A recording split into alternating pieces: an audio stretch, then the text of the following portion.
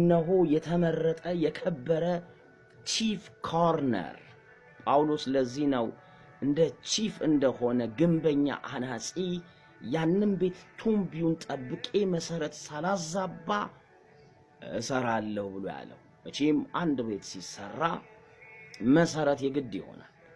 አንድ ቤት መሰረት ከሌለው መቆም ስለማይችል፣ በሌላ አማርኛ የአንድ ሰው ማንነት በክርስቶስ ኢየሱስ በዳግም ውልደት መሰረት ካልያዘ ሃይማኖት ሊኖረው ይችል ይሆናል፣ ግን ከሚመጡ ጥፋቶች፣ ከሚመጡ ነውጦች፣ ከሚመጡ ወጀቦች መዳን ግን አይችልም።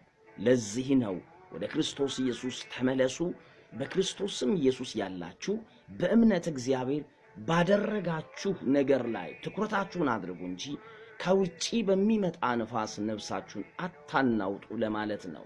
ምክንያቱም የእናንተ መሰረት የማይናወጥ ስለሆነ፣ የገሃነም ደጅ የማይችለው ስለሆነ።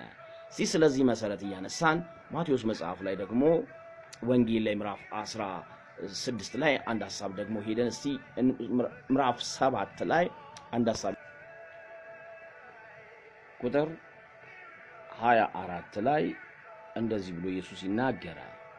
ስለዚህም ይህን ቃሌን ሰምቶ የሚያደርገው ቤቱን በአለት ላይ የሰራ ልባም ሰው ይመስላል። ዝናብ ወረደ፣ ጎርፍ ጎረፈ፣ ንፋስ ነፈሰ፣ ያም ቤት ግን ገፋው፣ በአለት ላይ ተመሰረተ።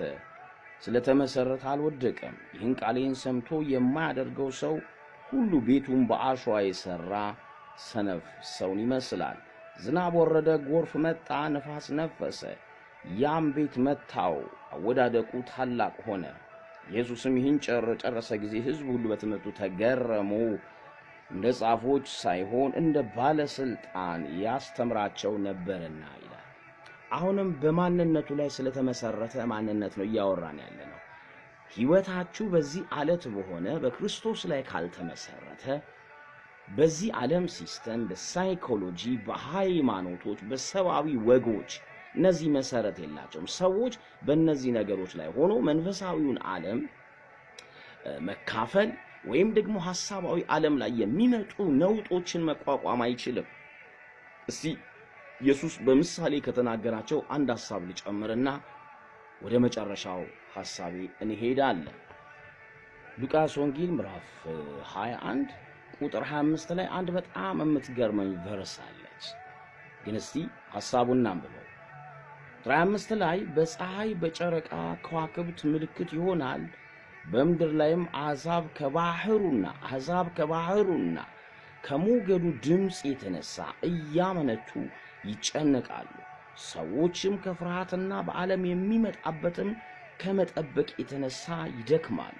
የሰማይ ኃይላት ይናወጣሉ። በዚያን ጊዜ ሰው ልጅ በኃይልና በብዙ ክብር ደመና ሲመጣ ያዩታል።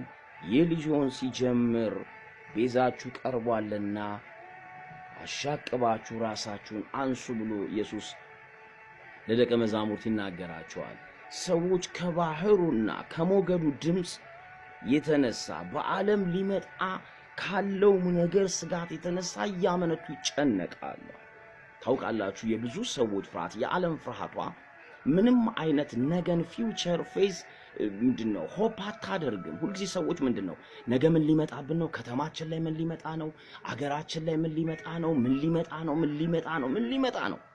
ታውቃላችሁ፣ የወደቀ ሰው ባህሪው ይሄ ነው፣ ሆፕ አያደርግም። ኢየሱስ ግን አብረው ለሚከተሉት ደቀ መዛሙርት ግን እነዚህ ምልክቶች ናቸውና የሰው ልጅ የመምጫው ጊዜ ቀርቧል፣ እናንተ ግን አትናወጧል፣ ሐሳባችሁን ወደ ሰማይ አድርጉ። በሌላ አማርኛ ወንጌል ሞር የሚሰራበት ጊዜ ነው። ተስፋችን ኢየሱስ በክብር ይመጣል። በምድር የምንቆየው ሰዎች ከጨለማ ወደ ብርሃን፣ ከሰይጣን ግዛት ወደ እግዚአብሔር መንግሥት ዘወር እንዲሉ ብቻ ነው። ቤተ ክርስቲያን መኖሯ ከዚህ ውጪ የለም። እግዚአብሔር ላዘጋጀው ለዚህ ለማይናወጥ ዓለም የገሃነም ደጅ የማይችላት ኪንግደም በዛና በዚያ አትባልም። አሁን በሰዎች መካከል የእግዚአብሔር መንግሥት አለች። ለመጨረሻ ግን አንድ የእምነት ክፍል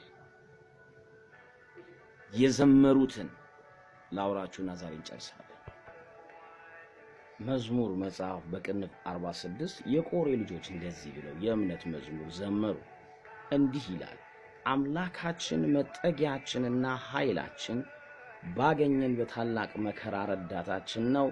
ስለዚህ ምድር ብትነዋወጥ፣ ተራሮች ወደ ባህር ልብ ቢወሰዱ አንፈራ። ውኖች ጮኹ ተናወጡ፣ ተራሮች ከኃይል የተነሳ ተናወጡ። የወንዝ ፈሳሾች የእግዚአብሔርን ከተማ ደስ ያሰኛል። ልዑል ማደሪያውን ቀደሰ። እግዚአብሔር በመካከልዋ ነው፣ አትናወጥ። እግዚአብሔር ፈጥኖ ይረዳታል። አሕዛብ ተናወጡ፣ መንግሥታት ተመለሱ።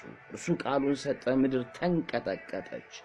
ሰራዊት ጌታ ከእኛ ጋር ነው፣ የያዕቆብ አምላክ መጠጊያችን። እግዚአብሔርን ሥራ በምድር ያደረገውን ታምራት እንድታዩ ኑ። እስከ ምድር ዳርቻ ድረስ ጦርነትን ይሽራል፣ ቀስትን ይሰብራል፣ ጦርን ይቆርጣል፣ በእሳት ጋሻ ያቃጥላል። እረፉ፣ እኔም አምላክ እንደሆንኩ እወቁ። በአሕዛብ ዘንድ ከፍ ከፍ እላለሁ። የሰራዊት ጌታ ከእኛ ጋር ነው፣ የያዕቆብ አምላክ መጠጊያችን። ኢንፌዝ ያሉ እግዚአብሔር ላይ ተደገፉ። እነዚህ ዘማሪያን ሲዘምሩ ተራሮች ቢናወጡ፣ ተራሮች ወደ ባህር ልብ ቢመለሱ፣ ምድር ብትነዋወጥ፣ አምላካችን መጠጊያችን ኃይላችን ስለሆነ አንፈራም። ኢየሱስ ክርስቶስ ለዘላለም ጌታ። አትናወጡ ቅዱሳን። አንድ የሚሆን እንግዳ ነገር አለ። አንድ የሚሆን ግሎሪ አለ። እናንተ ከክርስቶስ ኢየሱስ ውጪ ያላችሁ ልባችሁ ይተናወጥ። ምንም አይነት ነገር ከመንፈሳዊው ዓለም ጥቃት ያለ ኢየሱስ ነፃ ሊያወጣችሁ የሚችል የለም። ብዙ የሃይማኖት ሥርዓቶች ጀርባ